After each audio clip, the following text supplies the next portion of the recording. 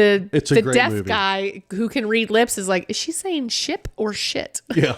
Anyway, that's what I think of That every time is somebody Richard says. Pryor And Gene Wilder. Gene Wilder. Yeah. It's a great movie. I love that movie. All right. Anyway, I'm So- sorry. That was just a side note because So that's there were really all I ships. have. Yeah, that's all I have. Ships. Wooden ships, heavy with spices, silk, and dreams. Ships that set a sail across oceans that cared nothing for human ambition.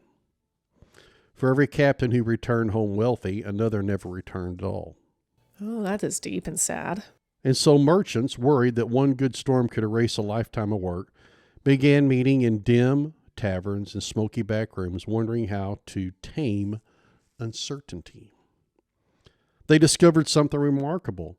If 10 merchants shared the risk of one ship, then the sinking of that ship no longer meant the sinking of their fortunes.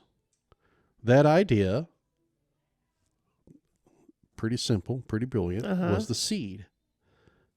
And the seed took root. I can't take you Centuries seriously rolled- when you say that. Centuries rolled by. Caravans crossing China split their goods among many camels so that no single bandit could steal everything. Romans collected a few coins at every meeting so widows could bury their dead with dignity. In the markets of the Middle East, travelers created a cooperative fund.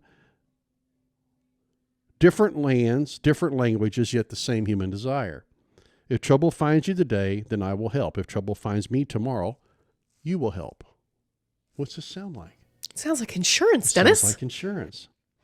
Risk became risk survived. But the spark that ignited modern insurance came from fire. In 1666, London burned for 4 days. Flames chewed through timber and stone, devouring homes, businesses, and lives. 13,000 buildings gone.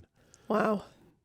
A young man named Nicholas Barbin, if I'm pronouncing that correctly, looked upon the charred remains of the city and saw not only tragedy, but opportunity.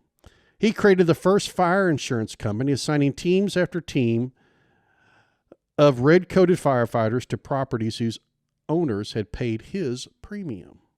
And people noticed. If you bought a policy, you bought protection.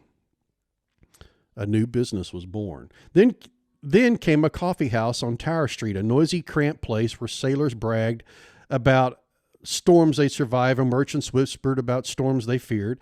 And the man who ran the place, Edward Lloyd, served strong coffee and stronger gossip. There it is.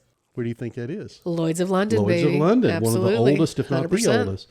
Soon, his tables filled with men willing to write their names under a ship's voyage and promised to pay if the ship sank.